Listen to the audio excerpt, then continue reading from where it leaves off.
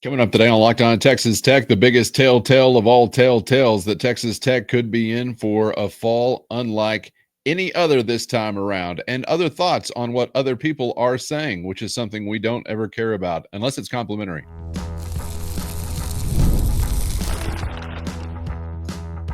You are Locked On Texas Tech, your daily podcast on the Texas Tech Red Raiders. Part of the Locked On Podcast Network, your team every day. Great to be with you again on Locked On Texas Tech on the Locked On Podcast Network, your team every day, always free and available on YouTube or anywhere you get podcasts. And thanks as always for making us your first listen.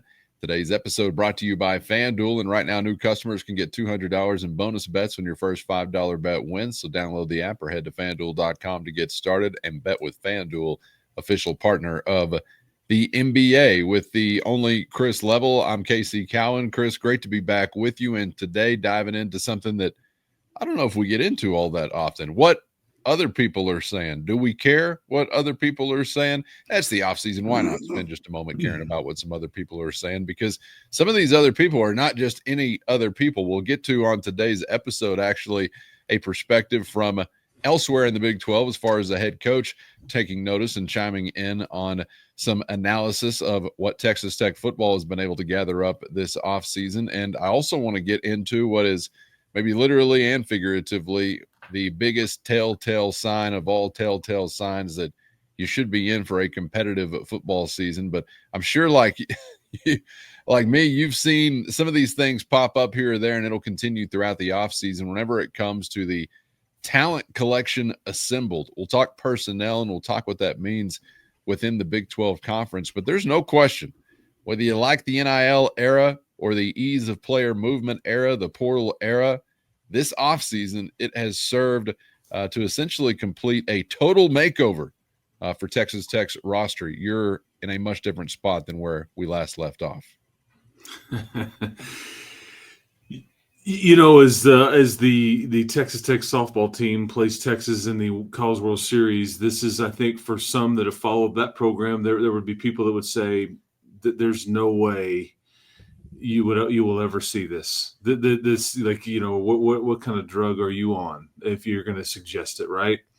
So when you start talking about Texas Tech's defensive line as a group being talked about in terms of one of the best units in the country, I mean, if you want to tell me quarterback over the years, receiver over the years, I'm not sure if there was anything like realistic there that I would offer up, but like defensive line is like the holy grail. You could, I think there was probably some years where you could have said offensive line, top 5 or 10. You know, you've had some NFL guys roll through there, but defensive line, this is totally uncharted area for the Red Raiders. And again, it's not just Tyree Wilson, like player specific. This is the group. This is the room. And I when I saw this, Cowan, this is just different. It's a different day when you see the Swarm back in the day with what Monte Rager and all those guys. You were good up front, right? And we've had players that have rolled through here on the defensive line that have been really good, but never collectively would anybody have said, not only is this group really good, this is one of the best groups or collections of talent at the defensive line position in the entire country. And that's what PFF has suggested. And we can poke at PFF and say, I don't know if I agree with everything they say or I really buy into it. Enough people do and use it as a metric out there that I think that it's worth noting for sure. I think some of the portal metrics on do I take this guy or not, people would be shocked at how many people lean into the PFF metric or the grades on a weekly basis. And again, they're not perfect, and you may agree or disagree or have an issue with how they come to this, but to me, this stands out. And when you look at who are they partnered with here? Clemson, Penn State, Florida, and Alabama.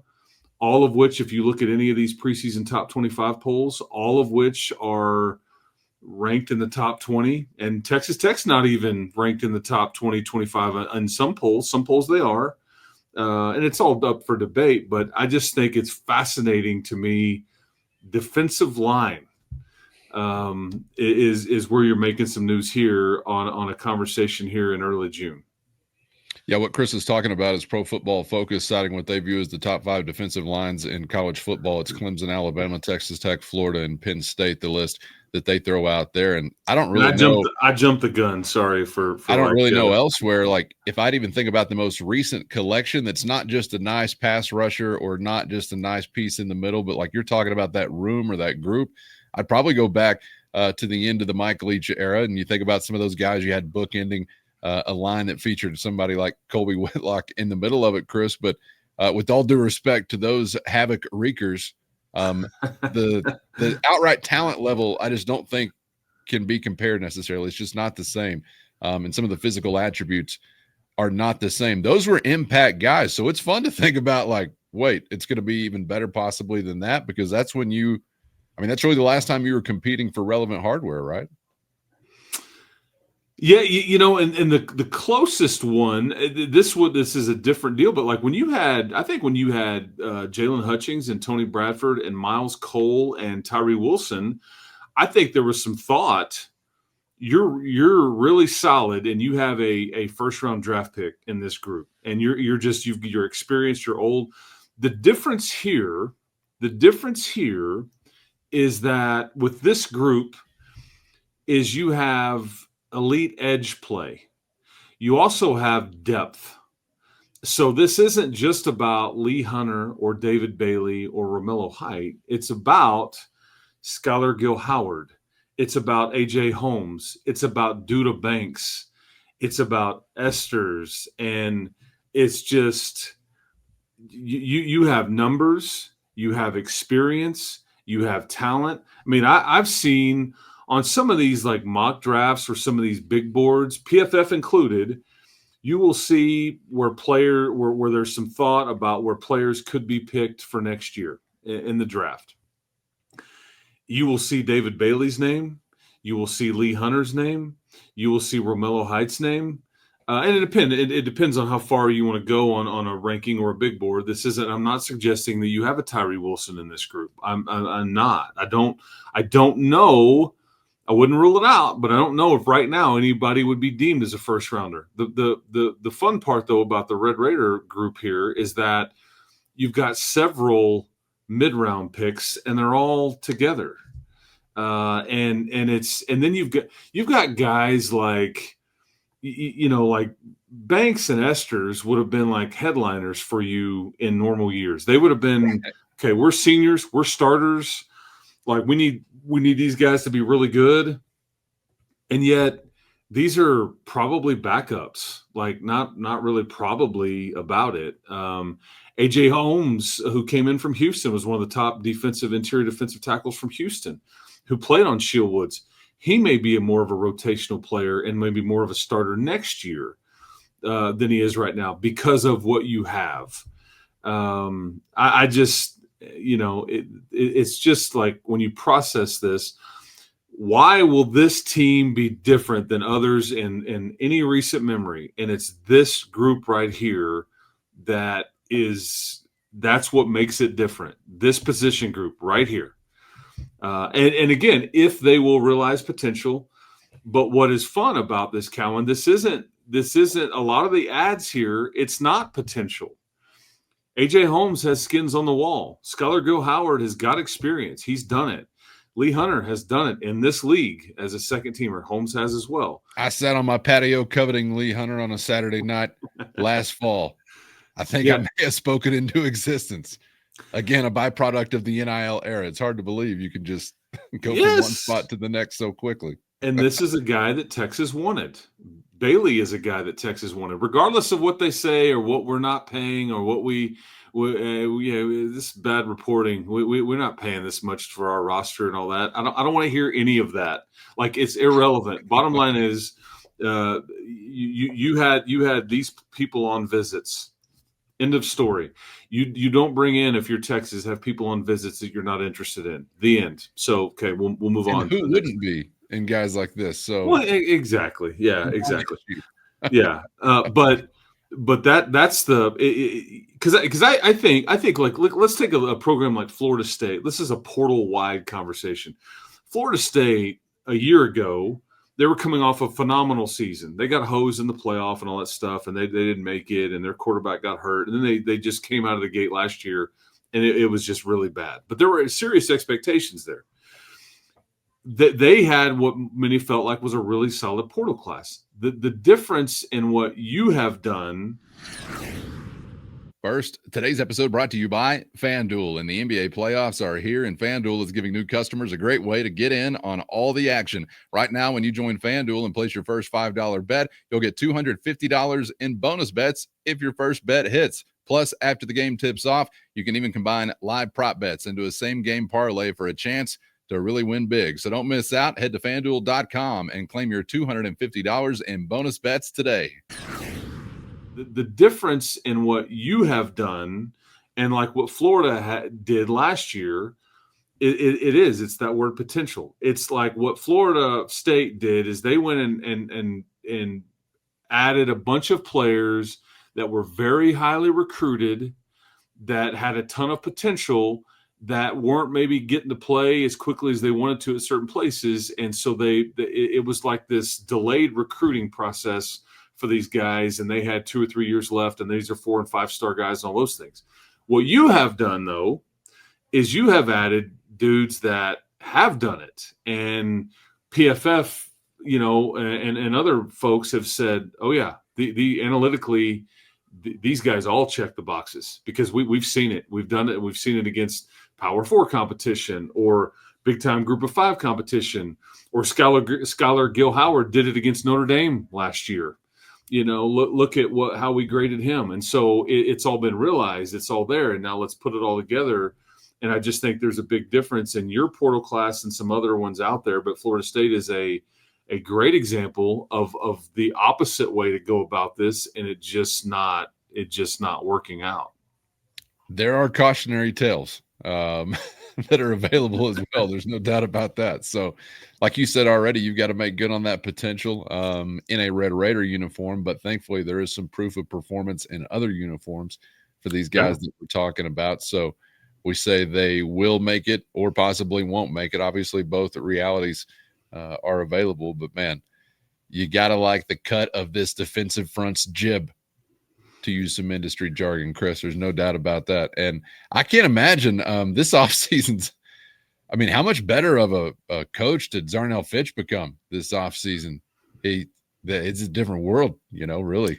A lot of the right direction. I mean, 1,000%. And like CJ Ayu as well. Yeah. I mean, I think Zarnell and Coach Ayu, I mean, Joey talks about, Coach Ayu all the time about how much he squeezes out of his guys, he develops. But, like, I even think about a guy – I think he got dinged up in the spring, and it may be midsummer before he's back, but he should be fine by the time camp gets here. But, like, I even think about a guy – because we saw some flashes of this guy last year, and I think Joey credited CJ Ayu directly for this. But, like, here's another throw-in that in some years you're like, dude, man, he could be like a difference maker for this team, or he could be somebody. But like Terrell Tillman, he flashed. Yeah, he did. And he had some big plays and some sacks and some things, and it kind of got better. And again, he's a backup, but he's a senior. But it's just guys like that, and this is why you look at like a guy like Isaac Smith and on a data ray that just were like, okay, I could come here and be a rotational guy, or I could go somewhere else and get a bag and start. And they chose the latter, and I can't blame them for that. And I love both of those kids, but I totally understand it's a math problem here, whether it's NIL math problem or a depth chart math problem, or just hey man, there's this many snaps in a game. These guys are going to play the bulk of them. What's left for a guy like me, And I just think you get a good grasp of this group in totality, and it's it's pretty fun to think about, because I could have sat here 3 or 4 years ago, prior to NIL and all these rules. I could have sat here and really made you a strong case for a guy like Terrell Tillman being on a short list of guys like, man, if they take a next step, or if they end up being a dude or close to it, your team can go from here to here, and now with what you've been able to do, it's like anything he gives you is just kind of gravy. And I think he's a really good player that is really starting to figure it out and blossom a bit under Coach Ayu. So I just that kind of should give you an indication here on. And yet we haven't talked about Nadore, Eddie Smith, Charles Anderson, Dylan Spencer, Ophelia. There's so much youth. Give us a reason to, boys. We'll have the opportunity. We'd be glad to talk about you. Yes, get in the mix. but like Jaden Cofield, Braylon Rigsby, these are backup interior guys. Cofield kind of the talk at camp last year. Absolutely, and yet they're all still here and in that oven baking. And you're gonna pull them out of the oven a little bit this time in the fall and taste it a little bit and go, okay, need a little more time in the oven, or okay, it's done. We'll trot you out there. But that's the fun part about what they did in the portal, is they didn't really lose any of their youth or the big time recruiting classes, and yet they just added, guys that have done it and been successful and analytically have just flown off the pages to some people. And this is why somebody like PFF says, oh yeah, they went collecting really good defensive linemen, and we like what they collected, and here we go. Yeah, it's going to be big. It's going to be fast. It's going to be mean. It's going to be nasty, hopefully, in all the nicest ways. And that's what's got you keeping company with Alabama and Clemson, at least through this one particular lens when it comes to your defensive front. So, and like Penn State's like thought to be a top 5 team. Clemson's thought to be the favorite in the ACC. You mentioned Bama. To keep. Yes, it's this was unattainable. It seemed like in previous eras. Like you just simply can't go collect the kind of big people or the kind of fast, twitchy people on the edge at this position. You're not going to go collect enough of them to be on a list like this compared to Georgia or Bama or Penn. It just seemed like this is unrealistic. Like you can maybe be on the fringe, or we should be but not realistically. And yet here you are, and it's legit. And I had some people tell me when you were done with the portal class, after you added David Bailey, I had somebody internally go, this is the best defensive line in the country, bar none. And I'm like, okay, just because that seems so foreign to my brain, and yet that's not what PFF thinks. Now they have him third. We can debate it, but the point still stands. If you're anywhere in that kind of neighborhood, then you should be feasting in the non-conference schedule. The results should be dramatic and immediate. And I think for the most part, the feasting should continue through the Big 12 conference, because how many of your 12 that you've got on your schedule are featuring offensive fronts that people are comparing in a similar way? I doubt many, if any. So I'm looking for lofty achievement, and I mean almost right out of the gate. So that's just kind of the way it sets up when you go in the way you have, and you have the schedule breakdown this time around that you have as well. And the fascinating thing about your schedule, to your point, we'll move on, but is that first conference game in Salt Lake City. That is the one opponent on paper that is going to trot at you one of the best offensive tackle tandems in the entire country. They have what is thought to be the best left tackle in the country, and another potential first, second round pick at right tackle, and a brand new mobile quarterback. And so if you're into like the games within the game in that matchup in Salt Lake City, because that'll be a big game for Texas Tech and for Utah. Sure. That will be wildly fascinating to me, because what gets guys' attention is, okay,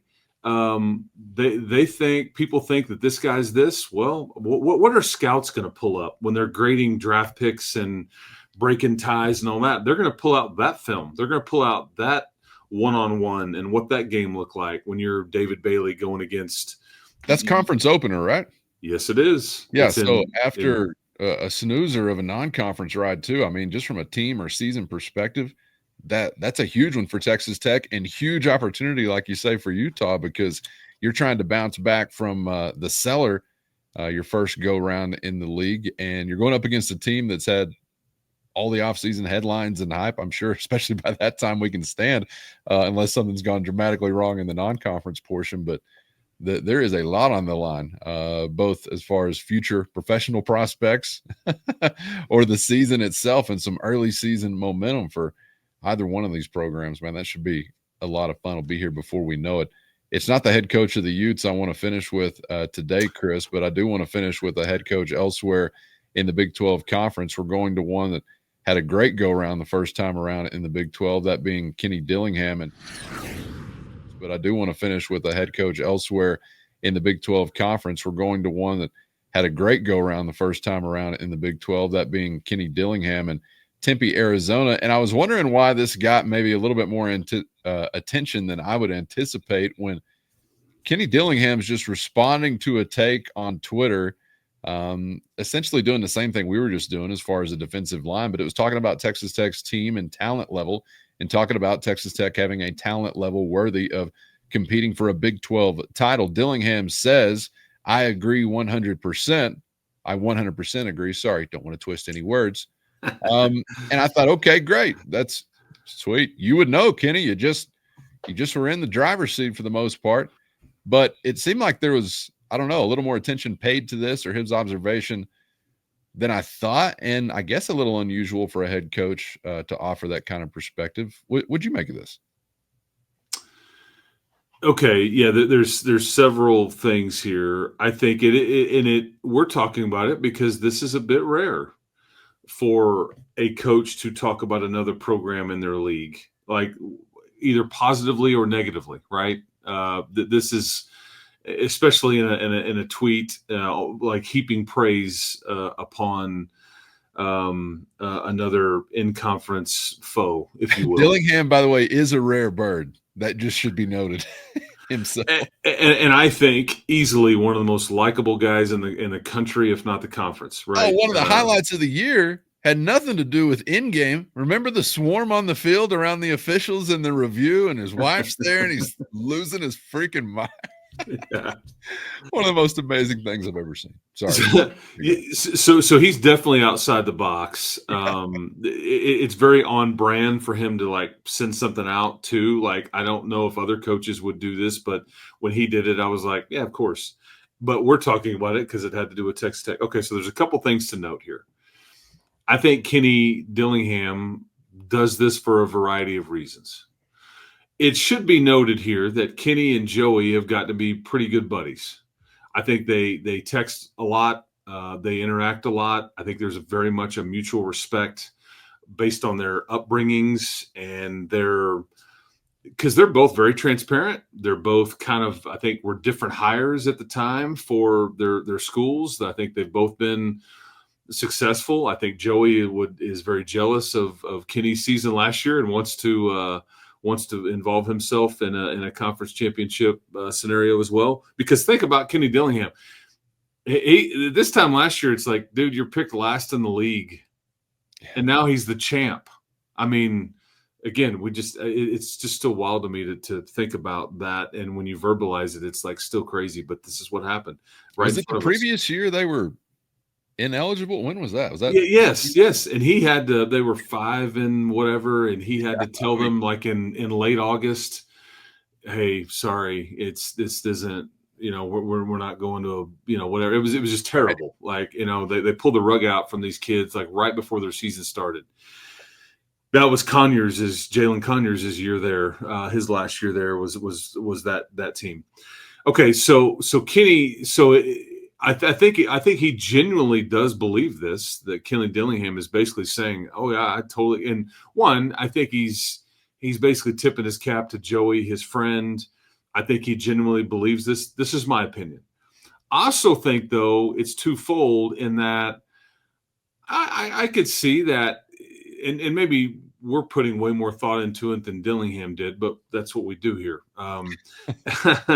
I think it's a bit twofold in that he's very uncomfortable, and he has said as much. He doesn't like being the favorite. He doesn't like all the praise. It was much easier a year ago when he was being asked about, "You picked last in this league. I mean, could you go winless? I mean, is it, like, are you regretting taking this job?" I mean, all that was much easier for him.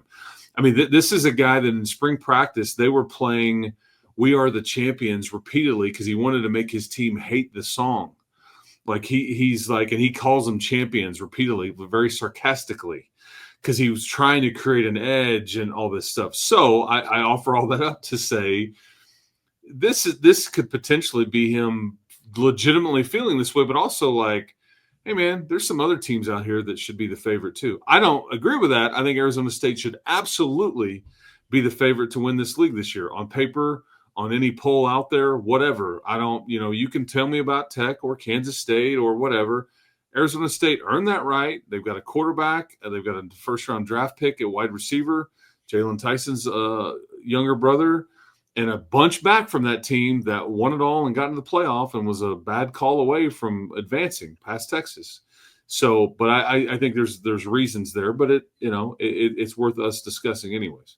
I was kind of wondering too about, and maybe all these things can be included, but I was wondering too about a little NIL play to any Sun Devil supporters. Well, you see what Tech did, right? And they now have a roster worthy of title contention. I do agree. Well, he remember last year. I don't know if it was after the Big 12 championship, or was after that it was all done, or it was in the it was some time frame, November, December-ish, and he got up there and said, or maybe it was after the crazy field storming after they beat BYU, maybe it was, and he's sitting up there at the podium after these like, these guys should be paid much better than they are. Like he's like, what are we doing? If you're out there and you love this and this was fun for you, like, help them out. Like I'm trying to take care of my guys, right? And obviously nobody left, so they must have done what they needed to. Plus, I bet it's really nice to live in Tempe. You know how I feel about the place. I do. Yeah, that's right. I'm not trading it for Lubbock, Texas. I'll say that. Nice place to go visit.